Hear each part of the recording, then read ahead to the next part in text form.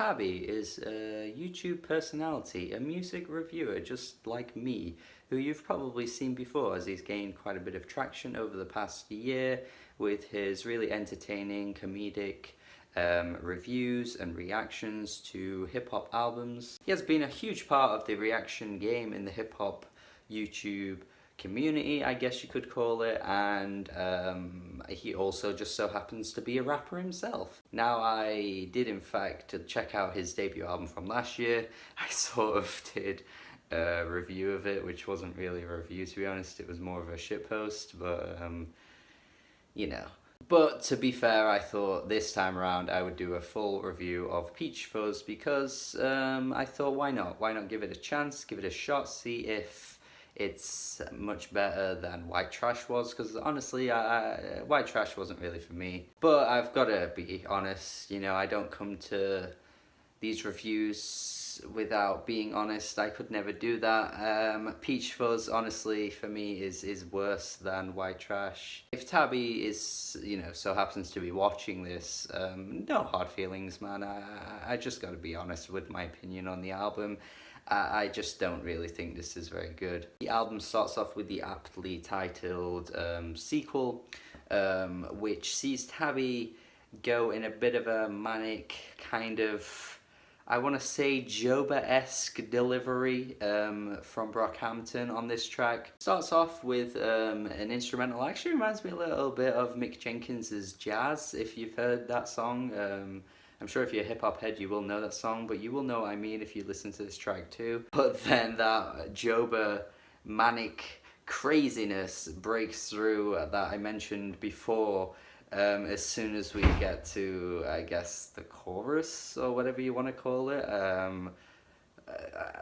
I'm sorry, this transition.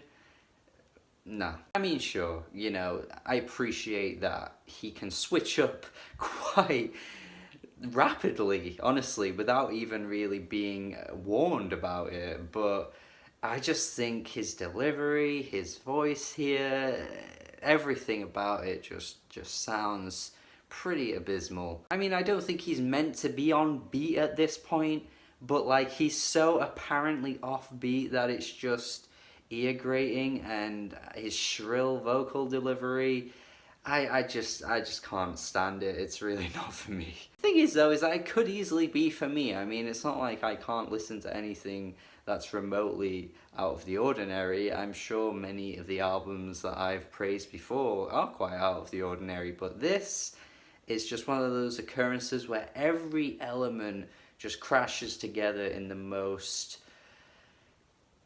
ugliest way I could think of. Fortunately though, this streak actually continues for a good number of tracks where Tabby is doing his really odd vocal inflection where he's kind of yelpy throughout the beat, you know, he's yelpy throughout the song, sorry, kind of ricocheting off the beat in a way. To me, it doesn't really sound like he's rapping, to be honest. It's kind of like he's just yelping and there's some siren in the background. Instrumental to me is essentially Brockhampton's Gummy mixed with Boogie, and you get the most sound you could possibly think of. Whilst Tabby is doing this Eminem type delivery over the beat, again, I think maybe it's just his voice that isn't for me, because I feel as though what he's going for is quite impactful. I mean, if he's trying to display this image of like terror and like manicness and craziness that nothing really makes sense, and he's pulling it off perfectly, but I just can't comprehend this sonically. And unfortunately, I just don't get a great deal from the lyrics either. Like, I read through some of the lyrics and some lines just pop out every now and then where he's like, who is this? Who is this? I'm gonna Shazam this real quick. It's not exactly like that, but it's essentially along those lines. Just the way he says Orange Boy as well in this track, man, it just reaches right into my balls and pulls them out. AMX 97 perhaps isn't too bad of a song. I actually really think the way he rides on this beat is really quite sick. I just think this old school type beat, it reminds me of like 2000s era type hip hop. sprinkled in with a little bit of like old school, but the way Tabby actually sounds on this track is pretty damn cool. To say I've been, you know, attacking him for his vocal style and his vocal inflections so far, I must kind of praise him for sounding pretty damn good on this beat. However, let's not ignore the negatives, because right at the end of the song, he decides to chant some extra cringe. Fuck a pop song, fuck the radio, you hear me now? Fuck a pop song, fuck the radio, you hear me now? It's just like, come on, dude. Do we need this?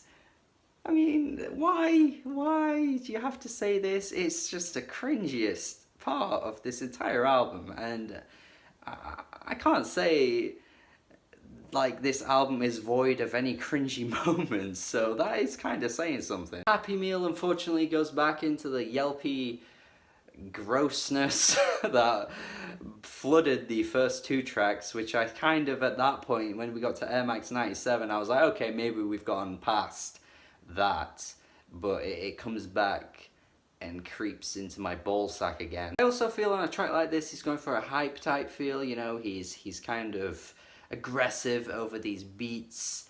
These pretty okay beats, I guess. I don't know if the beats always match his intensity though. That's one of the issues I feel with these type of tracks. Like, the beat actually sounds pretty low-key, maybe not low-key, but pretty standard, a pretty ordinary hip-hop beat, and he's just kind of going in on these beats in a Zilla Kami, Denzel Curry type fashion. I just don't know if it matches. It's like two worlds coming together that to me just don't combine very well. He also goes back into this on Sheesh, the closing track, which it was just as bad, I guess, as what he was going for before. A track like Adam though surprises me quite a bit, because on this track he's pretty restrained with his vocals. He's not yelping like a dog.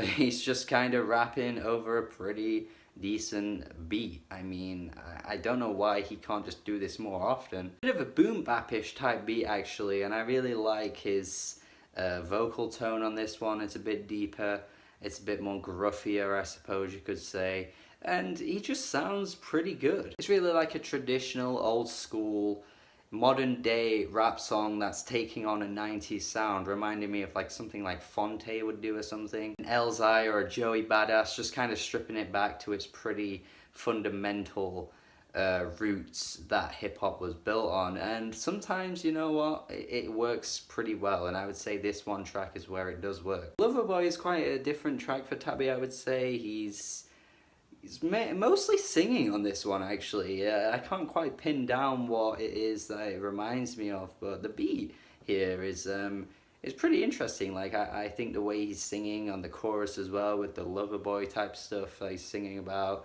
not really the most interesting thing I can, you know, take away from the lyrics, but I guess it kind of is quite a unique turn for him. Rose Gold is a bit of a ballad type track. I guess he's reaching into the more acoustic type stuff that a lot of rappers are going for these days.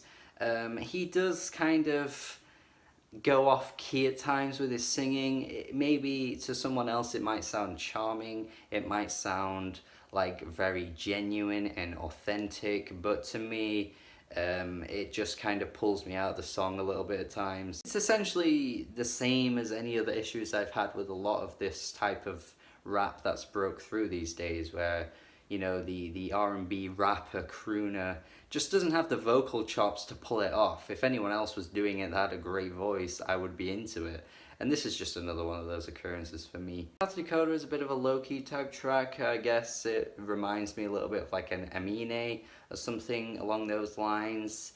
A bit vibey, I suppose. Not really my kind of thing.